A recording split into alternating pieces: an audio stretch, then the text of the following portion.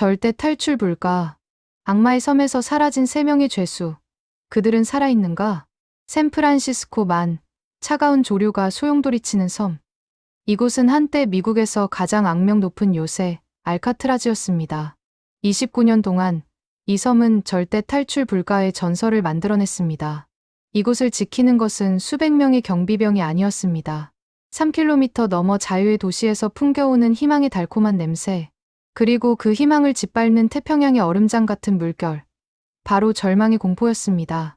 하지만 1962년 6월 11일 밤, 이 난공불락의 신화에 도전한 3남자가 있었습니다. 지능적인 계획가 프랭크 모리스, 그리고 용감무쌍한 형제 존과 클래런스 앵글린. 그들이 다음날 아침, 침대에 남긴 것은 잠든 자신들을 완벽하게 흉내낸 정교한 모형 머리뿐이었습니다. 새 죄수는 흔적도 없이 사라졌습니다. 이 대담한 탈출은 수십 년이 지난 지금까지도 풀리지 않는 미스터리로 남아있습니다.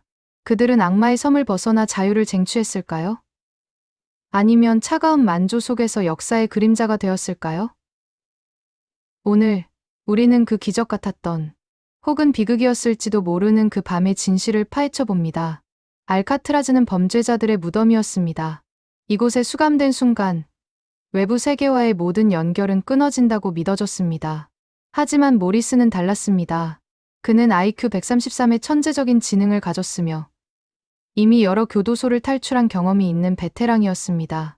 그는 알카트라즈가 완벽하지 않다는 것을, 단 한 번의 기회가 있다는 것을 직감적으로 알아냈습니다.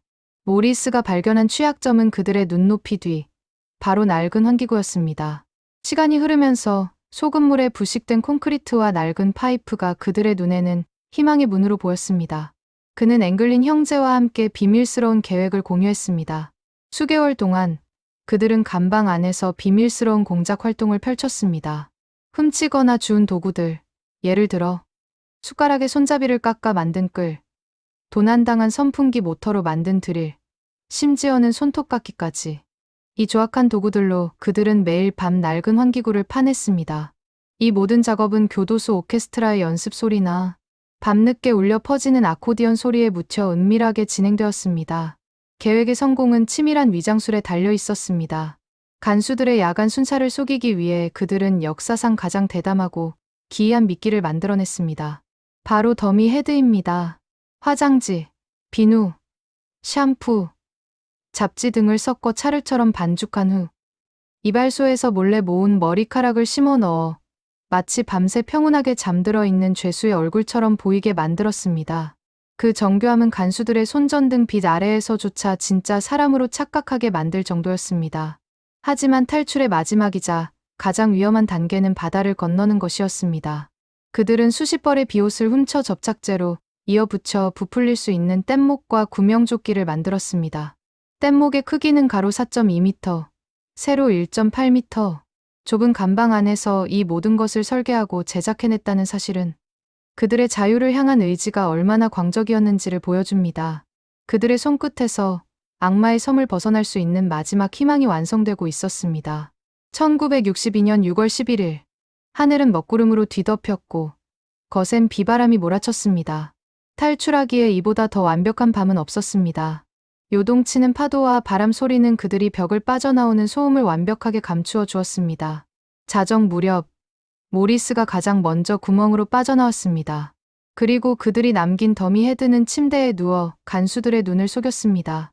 세 남자는 교도소 건물 뒤편, 간수들이 순찰하지 않는 낡은 공용 통로로 진입했습니다. 차가운 쇠와 먼지로 가득 찬 그 좁은 통로는 자유를 향한 미로였습니다. 그들은 수직으로 뻗은 환기 파이프를 타고 3층 높이의 천장으로 기어올랐습니다. 어둠 속에서 철이 긁히는 소리와 숨막히는 침묵만이 공간을 가득 채웠습니다. 옥상에 도착한 그들은 날카로운 철 조망을 피하고 60m 높이의 벽을 타고 조심스럽게 해안가로 내려섰습니다. 자유의 땅 샌프란시스코의 불빛이 그들을 유혹하고 있었습니다. 새벽 1시 30분경, 해안에 도달한 세 남자는 급히 뗏목을 조립하고 바람을 불어넣었습니다. 그리고 마침내 거친 파도가 휘몰아치는 샌프란시스코 해협에 그들의 운명을 내던졌습니다. 그들의 마지막 모습은 어둠과 안개 속으로 희미하게 사라지는 세 개의 그림자뿐이었습니다. 다음 날 아침, 교도관들이 순찰 중 새 죄수의 침대에 놓인 더미 헤드를 발견했을 때 알카트라즈는 공황 상태에 빠졌습니다. 탈옥, 그것도 알카트라즈에서. FBI와 해안경비대는 즉시 역사상 가장 광범위한 수색 작전을 개시했습니다. 며칠 후 사건의 증거들이 발견되었습니다. 앵글린 형제의 것으로 추정되는 구명조끼와 그들이 사용했던 고무, 뗏목의 일부가 북쪽의 엔젤 섬 해안 근처에서 발견되었습니다. FBI의 공식 수사 결론은 사망이었습니다. 그들은 새 죄수가 조류를 이기지 못하고 차가운 물속에서 익사했을 것이라고 결론 내렸고 17년 동안 수사를 이어간 끝에 1979년 공식적으로 사건을 종결했습니다. 하지만 시신은 단 하나도 발견되지 않았습니다. 이것이 바로 미스터리의 핵심입니다. 만약 그들이 익사했다면 왜 시신은 발견되지 않았을까요? 그리고 이후 수십 년 동안 그들이 살아있다는 수많은 추측과 목격담이 이어졌습니다. 앵글린 형제의 어머니에게 꽃이 배달되었다는 이야기, 형제가 브라질에서 포착되었다는 미확인 사진까지. 그리고 2013년 수사팀은 결정적인 편지를 받았습니다. 발신인은 다름 아닌 존 앵글린이었습니다. 그는 편지에서 프랭크는 2008년에 죽었고 클래런스는 2011년에 죽었다. 나는 암에 걸렸다고 주장했습니다. FBI는 이 편지의 진위 여부를 확인할 수 없었지만 이 사건은 다시금 세상을 뒤흔들었습니다.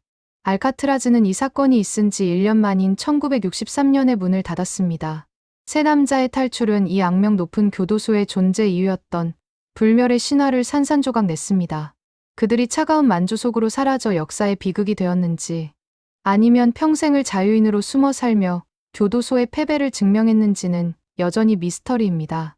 하지만 한 가지 분명한 것은 알카트라즈 대탈출 사건은 인간의 불굴의 의지와 자유를 향한 갈망, 그리고 사라진 자들이 남긴 영원한 미스터리로 우리 기억 속에 남아있을 것이라는 사실입니다. 구독하시고 다음 영상에서 또 만나요.